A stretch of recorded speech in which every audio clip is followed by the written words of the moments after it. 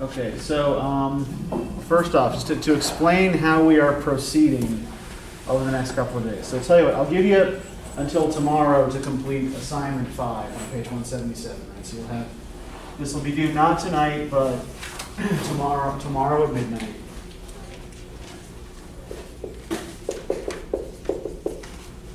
And what you're going to be doing with this particular assignment, right, is you're going to be isolating a particular theme or pattern that you see in all 5 of the readings, right?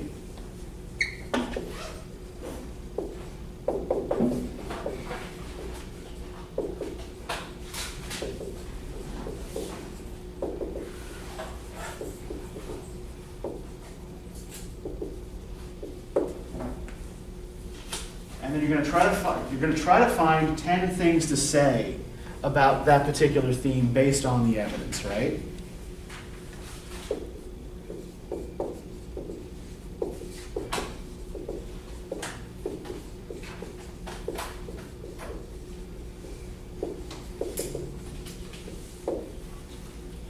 It's going to be 500 to 750 words, as with all other assignments. And I do want to see your scratch work too. Right? I want to see the notes that you take as you are putting the assignment together, right? So I want to see this 10-on-1 process. And if you've forgotten what 10-on-1 is all about, it's described in the textbook in one of the early chapters.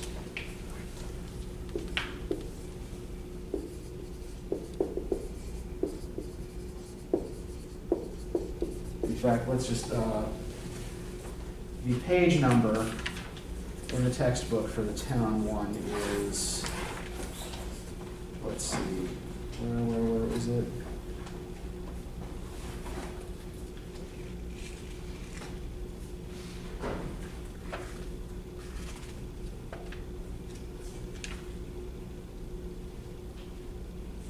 Why can I not, of course I can't find the thing when I'm actually looking for it.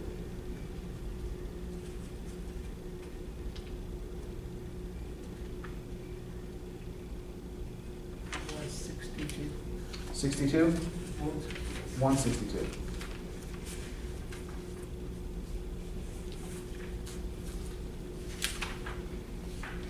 Oh yeah, they moved it. It used to be in an earlier chapter. Okay, yeah, so the 10-on-1 is on, the description of 10-on-1 is on page 162 in the textbook. So you can refresh your memory about it there. Now, we're not going to meet in this classroom next time. What I usually like to do with students when we're working on the draft is do an in-class writing session in the computer lab, but I'm not really comfortable putting you guys in the lab together, right, as like everybody using public computers, things being what they are. So here's what we're going to do instead, right? I am going to give you the day to work on the paper. I will be logged into Blackboard in my office during the regular class period, and then also afterwards for office hours. And you can ask me questions as you are working via the chat in Blackboard, okay? So I will have Blackboard open the whole time class is supposed to be running. You can contact me through that with your draft questions. Please pull up. Thank you. Okay, so anybody have any questions about anything?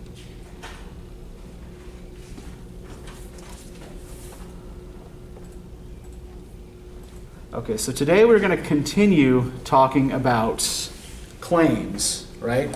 But we're going to be talking about how to take your smaller level claims and work them into something larger, right? So the thesis for your paper is essentially kind of like the master claim for the whole paper, right?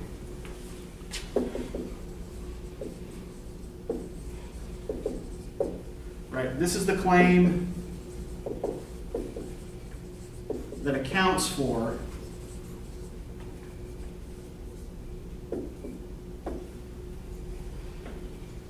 the largest possible amount of evidence.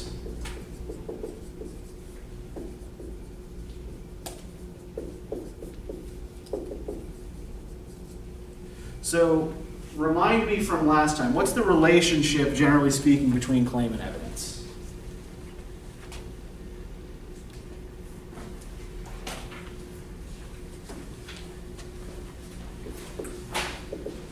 Evidence generates claim. Yeah. So evidence is some kind of statement of objective fact, right? And the claim, think of the claim as your interpretation of the evidence, right? The claim is always an interpretation of some piece or pieces of evidence.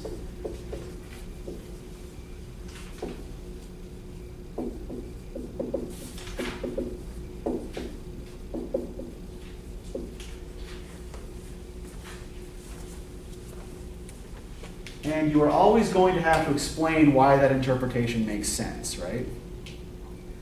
So what I'd like to do now is kind of continue from where we stopped last time. Who was not here last time? Does anybody not have the sheet from? Okay, just saying. So I'd like you to get out the work that you were doing last time.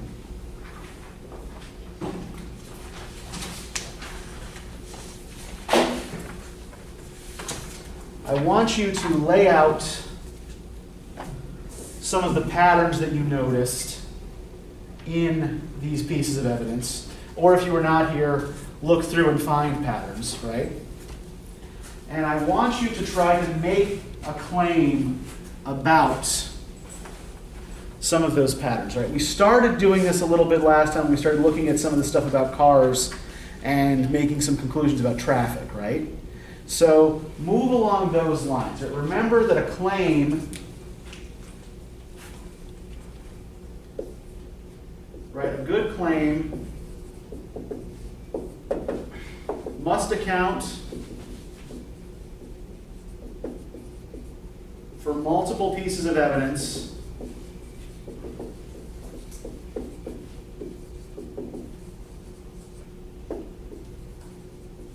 and also must be arguable, right? It has to be an interpretation that someone else might disagree with.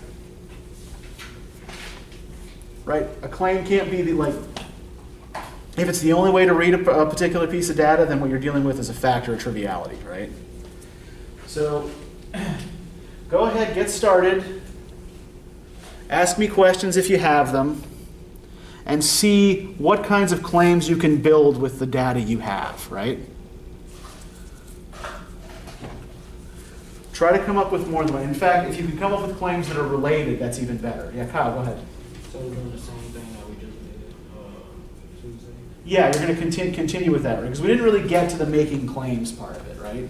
We laid out a lot of data. We laid out some patterns that we noticed, but we weren't really making claims about it, about the data yet, right?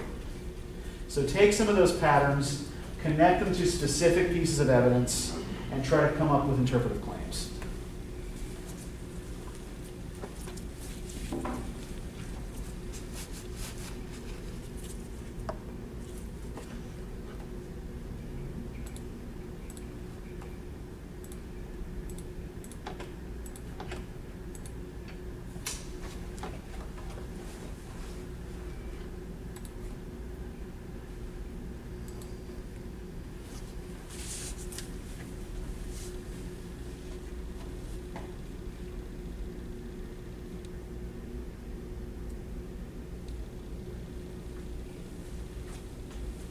And remember to think about that connecting logic too, right? Explain how you got this interpretation from these particular pieces of data.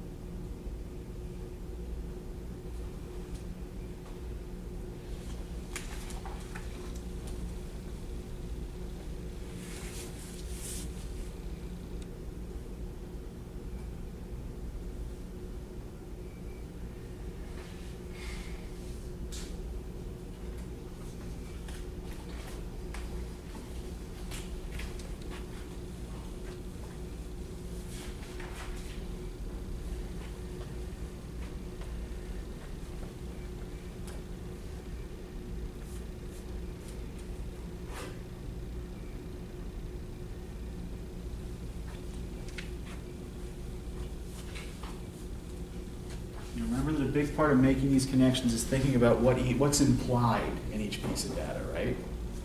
So there are going to be things that it's saying indirectly. Make sure that you're able to pull that out.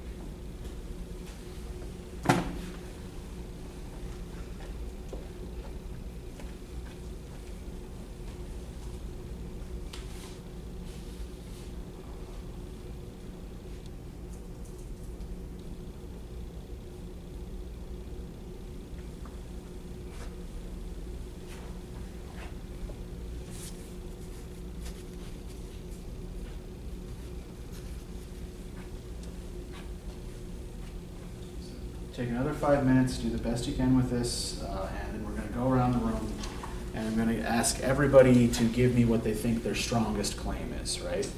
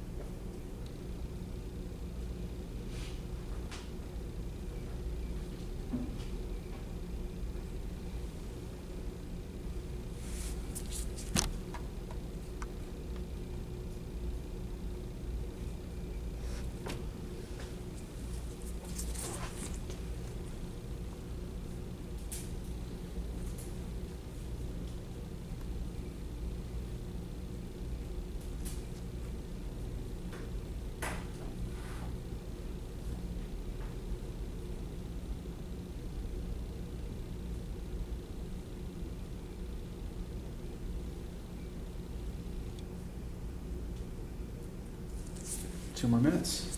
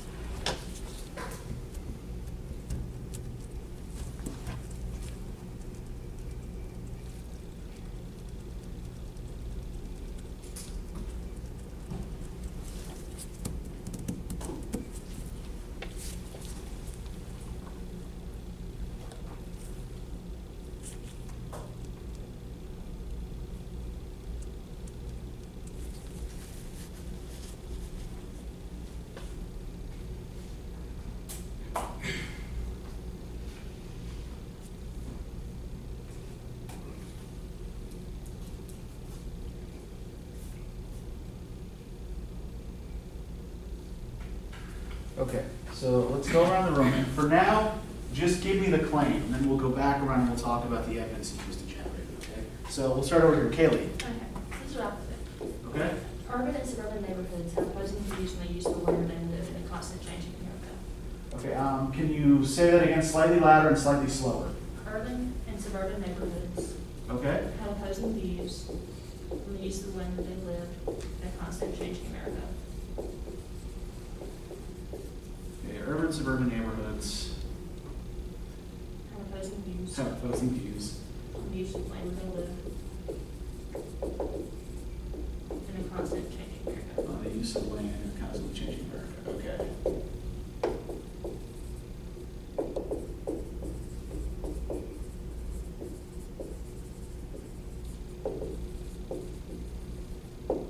All right, good. Quest, what did you get?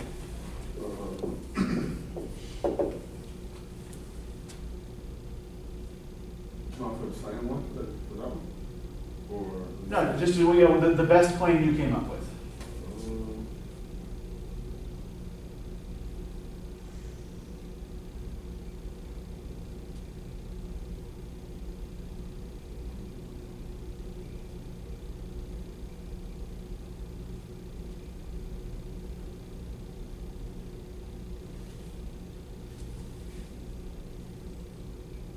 Okay, we'll move on, we'll come back to you.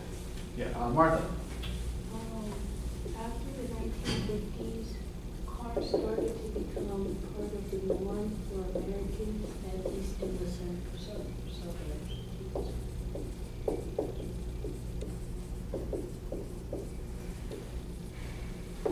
Okay, good.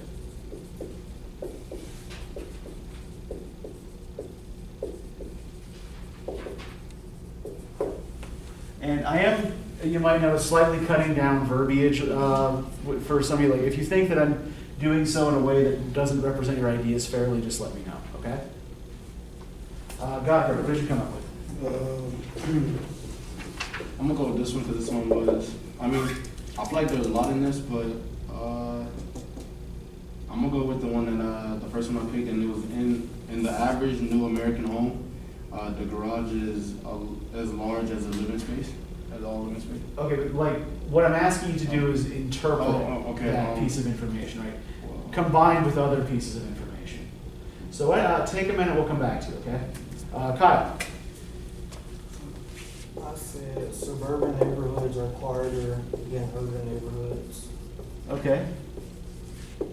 Suburban neighborhoods are quieter than urban neighborhoods.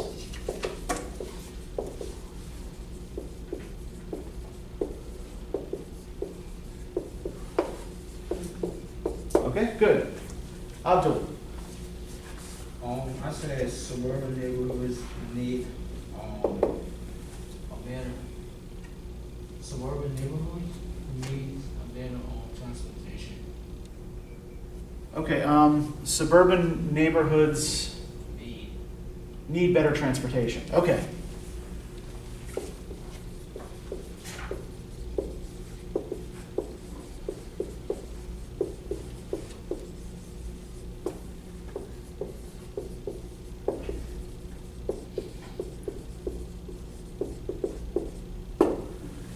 All right, it's good. Deep. Before 1950, Uh-huh. Americans' home had garages big as living space, but after 1950, they're railing at sidewalks. Okay, so you're combining two pieces of evidence there, right? But what I need is an interpretation of that evidence, right? How do you interpret those two pieces of evidence together? Like, what conclusion do you draw from that?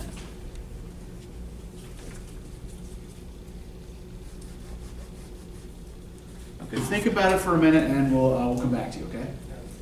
Zane, do you have anything? I know you weren't here last time. Yeah, mine's kind of long though, so I Oh. feel like I might have done it wrong. Okay,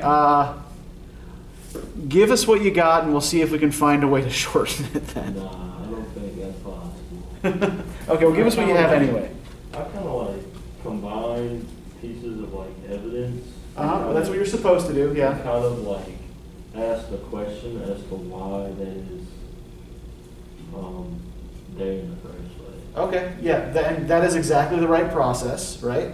So what did you come up with? If people in suburban neighborhoods often oppose new housing units, schools, hospitals, or retail centers near their homes, then why do American neighborhoods developed after 1950 rarely have sidewalks or forms of public transportation since most American children grow up in suburban neighborhoods in the first place? Okay, so if most Americans live in suburbs, right? And people in suburbs don't want anything close to anything else, right? And why don't they have forms of public transportation? Then why don't they have public transportation or sidewalks, right? Yeah, okay. So I think, yeah, you're getting at something kind of related to what Abdul was saying, right? Is that there's something about the way this is laid out that doesn't make sense, right? So I think you've got a good question there, and I think there's still maybe a claim waiting to be made, right? That's what So yeah, keep thinking on that, and we'll come back to it, right? So let's go back to those who have given me completed claims here, and we'll talk about the evidence that you used to get there. Kaylee, what pieces of evidence did you put together to come up with this one? Well, the reason for like suburban, what they are, like the sidewalks are built up in like cul-de-sacs, so they can't, the traffic's bad, but with urban, they kind of need all of this to go get where they need to go, because it's like all right there. Yeah. And So- they're used to the fast pace. Yeah, so urban neighborhoods, you can even kind of think of the traffic as kind of a metaphor for a slower paced life, right? Yeah. Or kind of forced Mm-hmm. into a slower paced life. My in-laws live in a suburban cul-de-sac 18 miles from Center City, Philadelphia. But because of the way the roads are laid out and the way traffic is, it will take you at least 2 hours to get anywhere interesting. So I think what we probably want to try to do with this particular claim is see if we can make it a little bit more specific somehow, right? So what is the difference in these views, and so what? I think that we can probably maybe think about this in terms of the questions Aim was asking as well, right? And we don't have to answer that question yet. We'll think about it, and we'll come back to it. Okay, Martha, what pieces of evidence did you put together for this? They started making more things for cars, like more areas to go, and bigger garages for cars, and they stopped making stuff for like people that can't afford cars and stuff like that. Yeah, or that didn't need one for whatever reason, right? Like, for example, even if you look here in downtown Americus, right? Most of the old houses, if there is a garage or a carport, right, it was added sometime later, right? It's not original to the house. Most of us who live in the historic districts park on the street, right? So if we look at the ways in which construction changes, right? Then it's obvious that something happened after the 1950s, right? The cars started to become more ubiquitous. So I think that what we need to add to this, right, where we need to continue to develop this, is to add a kind of so what element to it, right? Why does this matter? And I think you're starting to get there when you started talking about affordability, right? If you can't afford a car, can you afford to live in the suburbs?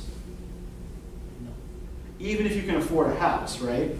You can't get anywhere, you're stuck there, right?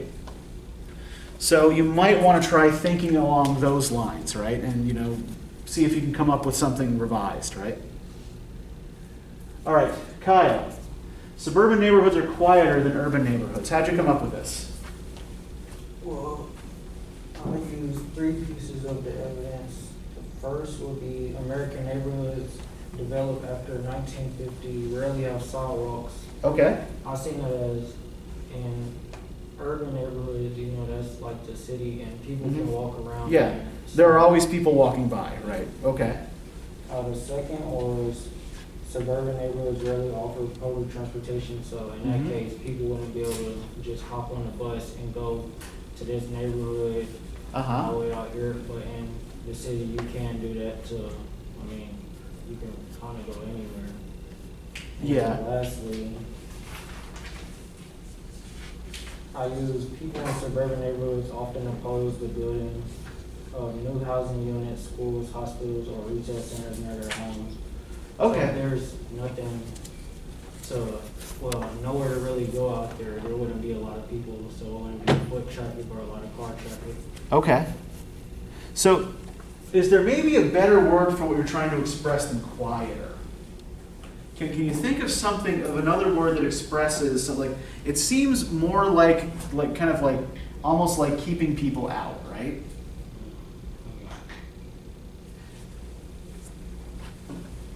Can we think of another way to phrase this then? So quieter just typically has to do with noise, right? So it may be a little bit less noisy, right? But it's less noisy because there are fewer people around, right? So those places are more exclusive than other places? Yeah, I think that's actually a good word for what we're trying to get at. Yeah.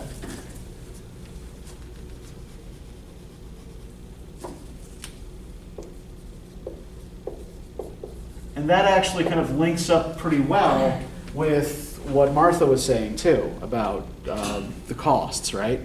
And that question that Zane came up with. Okay, so what I'd like you guys to do now, right? So if I've given you some feedback on a claim,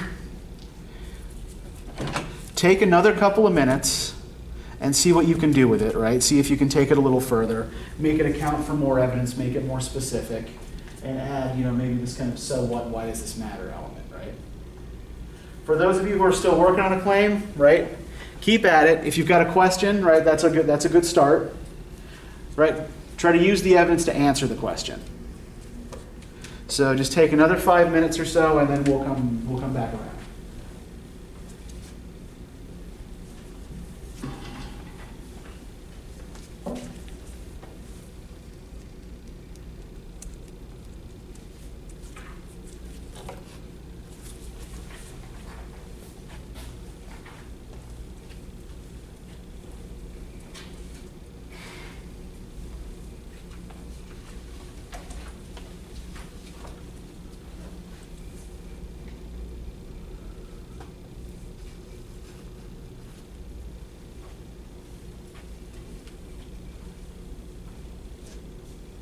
Yes, Abdul.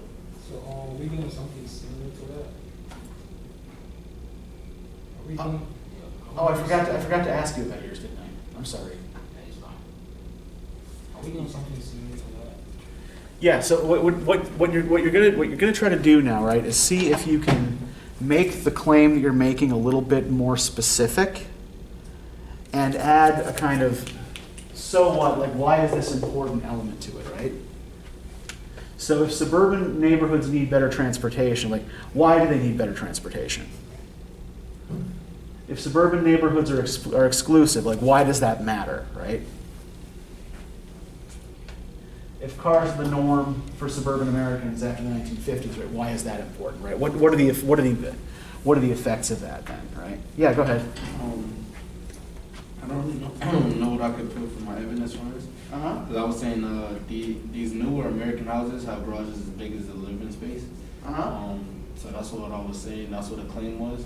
And then I don't know how I would support it naturally because like. Okay. Well, the thing is that the newer American house is having a big garage, right? It's not a claim because it's something that's an objective fact you can check on, right? So what you need to do is like try to interpret that, right? So why does that matter? Like, and try to do it by connecting it up to other similar pieces of evidence, right? Look for a pattern.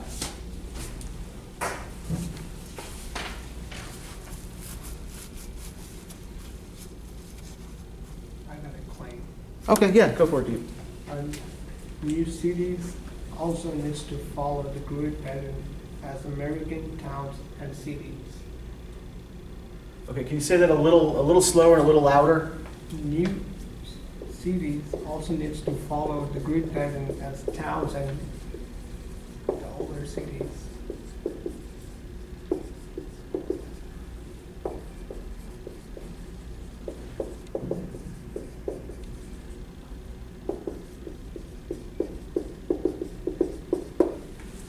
That basically? Yes.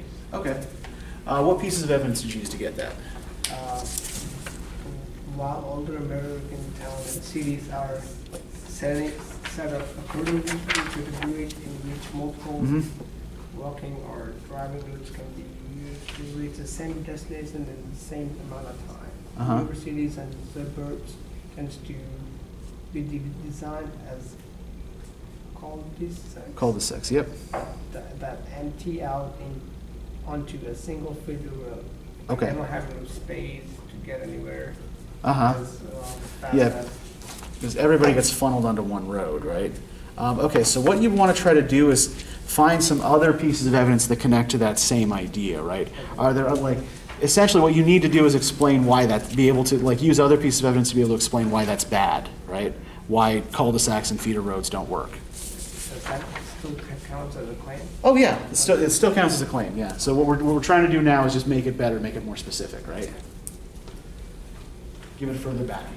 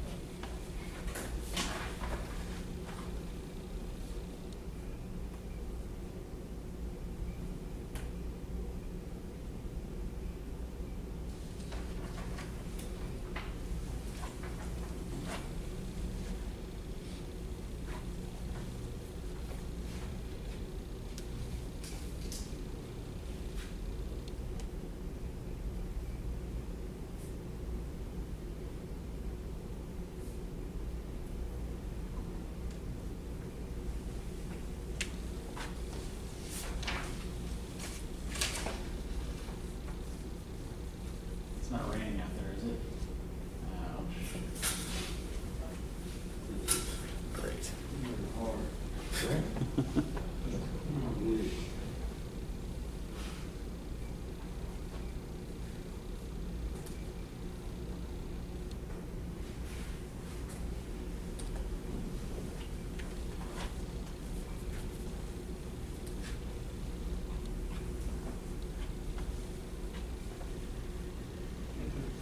I gotta try for some. Okay, go for it.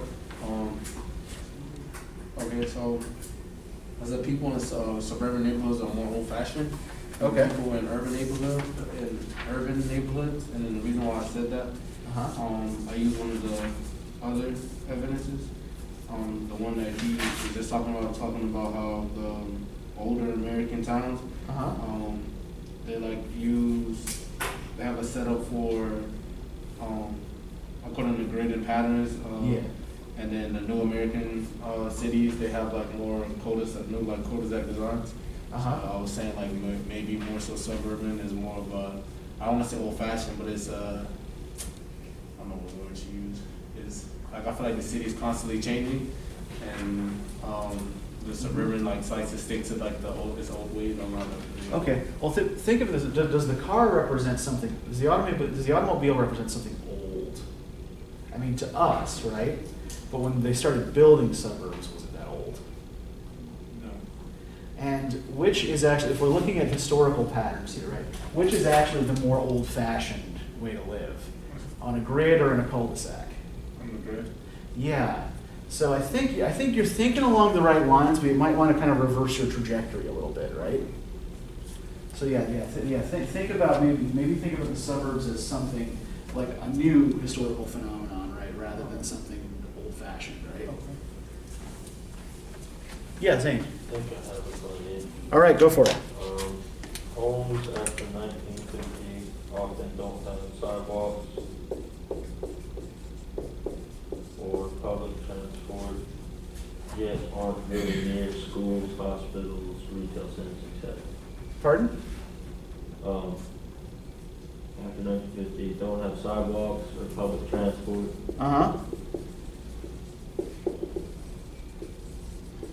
yet are not near schools,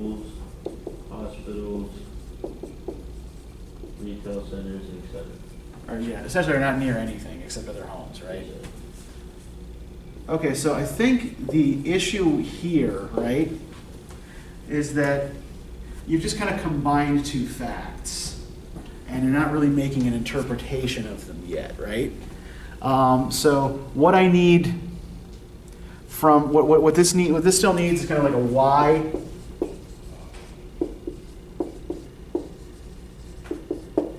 And what are the consequences of this, right? Why does this matter?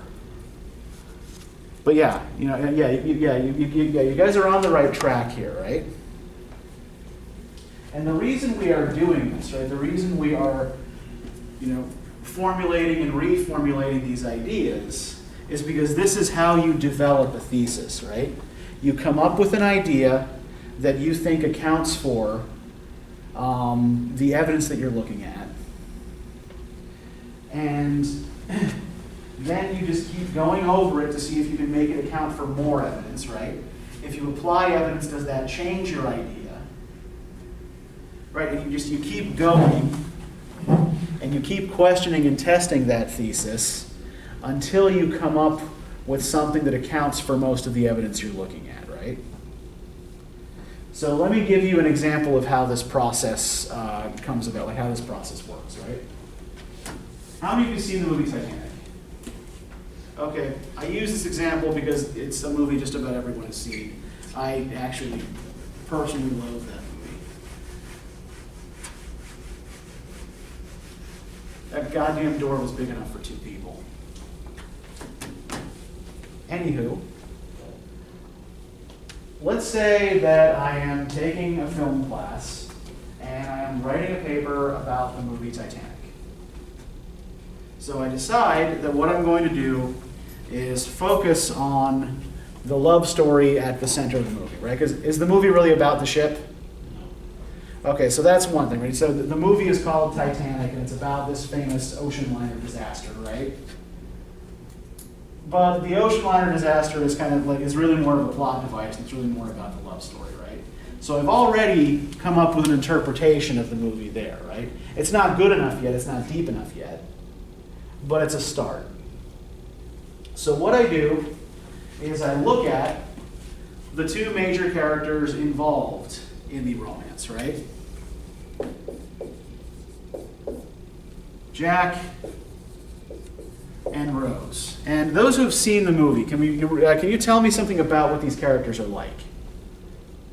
Let's start with Jack. What characteristics can we assign to Jack? He's a poor man. He's poor, okay. That's number one, right? He's clever. He's clever. Spontaneous. Right, yeah, he won his tickets in a card game, right? Right, he's a gambler. What else is he? What is his ostensible profession apart from aimless He's a thief. drifter? He's a thief. Yeah. But he's an artist, right? Yeah.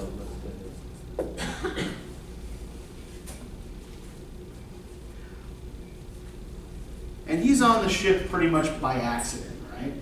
Just sort of through weird, dumb coincidence. An accidental passenger. What about Rose? What's Rose like? She's rich. Rose is rich, or at least appears to be, right? She apparently actually comes from a family that has status but no money. What else do we know about Rose? She's educated. Okay, educated.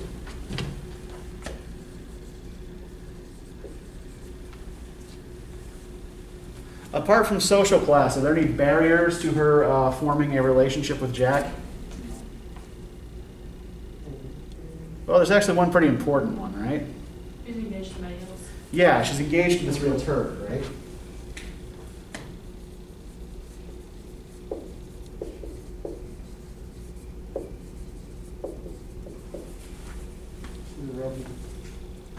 Is she on her own No. without being pushed? I mean, she's kind of defiant to her mom. Like, she was kind of, in a way, like, certain things she didn't want to do before she met Jack. She just... Yeah.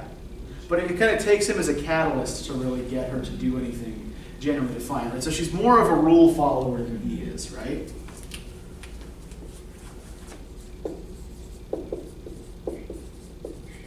What else can we say about Rose? What's one of the most important distinctions between these two characters at the end of the movie? In terms of states of being. She lives, he dies. Yeah. Rose lives, Jack dies. Okay, so I look at all of this information and I think about, like, maybe what I want to focus my argument on is the cross-class aspect of this, right? Poor boy, rich girl. So I come up with an idea. Okay, so these are people who probably wouldn't have encountered each other on land, right? Or certainly wouldn't, the circumstances on land would not have been favorable for them to fall in love with each other, right? So the first iteration of my thesis then becomes that the ship suspends the usual rules about class mixing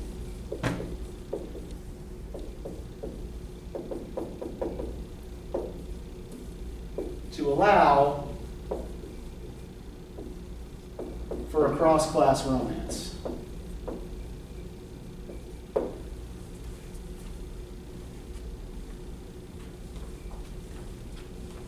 But does this really account for all of my evidence here? It's a good start, but there are a lot of things that I'm not really thinking about here, right? First off, does the movie treat both of our protagonists equally? Yeah. What do you mean, like, as in, like, portraying them equal, like, they both have a strong story? No, not so much portraying them equal, like giving them like equal screen time or whatever, right? But which one of them does the movie seem to value more? Why would you say Jack? Because the whole story, like, she's old and she's talking about him all the way through, like, the whole thing. Rose values Jack, right? Does the movie value Jack as much as it values Rose? Because again, there's this very, very important distinction, right? The rich girl lives and the poor boy dies, right? The movie lets Rose live, but Jack has to freeze to death in the icy waters of the North Atlantic, right? And I think that, when we think about like the ship as a place for class mixing as well, then we have to look at those scenes in which actual class mixing occurs. So for example, how does Jack meet Rose in the first place? She's going to jump off the ship. Yeah, she's going to commit suicide, right? She's going to jump off the ship and so that she doesn't have to marry this piece of shit, right? And Jack talks her down, right? And what's his reward? He almost got arrested.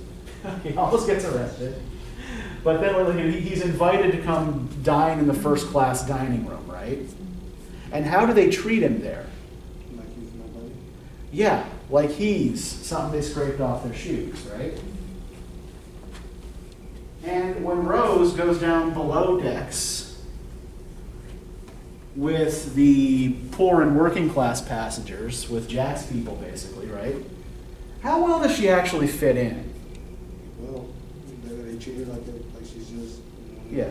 They treat her nicely, right? They're nice to her. But it's also pretty clear that she doesn't really belong in this world, right? That these aren't her people. So those class distinctions are actually kind of reinforced by the structure of the ship, right? You've got the poor people down below decks, and the rich people up above. So it looks, in fact, like the opposite of what I was originally saying is a little bit more true, right? While it may appear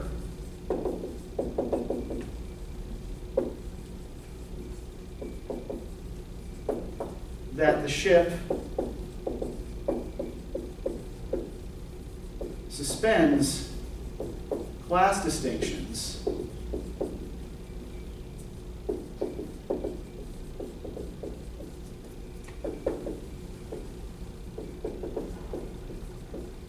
the movie actually rigidly polices traditional socioeconomic boundaries.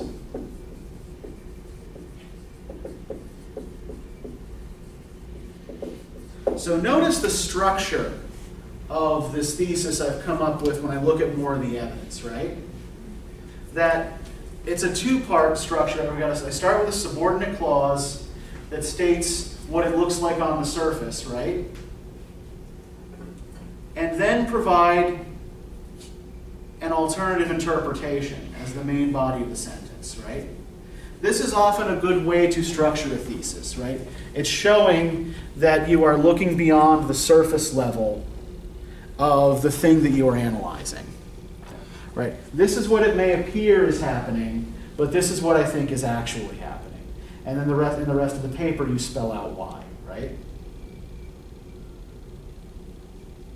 And then you continue doing this, or you continue going through this process until you come up with a thesis that you are satisfied with, that you think accounts for all or most of the evidence, right? Does this make sense to everybody? Anybody have any questions? Okay, so I'm going to let you guys go a little bit early today. But remember that next Tuesday we're not meeting, right? In fact, we're not actually going to meet physically next week at all. We're going to meet over Blackboard both times. I'm giving you next Tuesday as a writing day, right? I will be on Blackboard during the normal class period. You can ask me questions as you are writing, right? As you are drafting. And then on Thursday, we are going to do online peer review, right? So you'll still log into Blackboard, and I will put you guys into breakout groups with each other, like, maybe groups of 3 or 4 people, right? And you will review each other's drafts. All right? All right, go. Be free. Have a good weekend.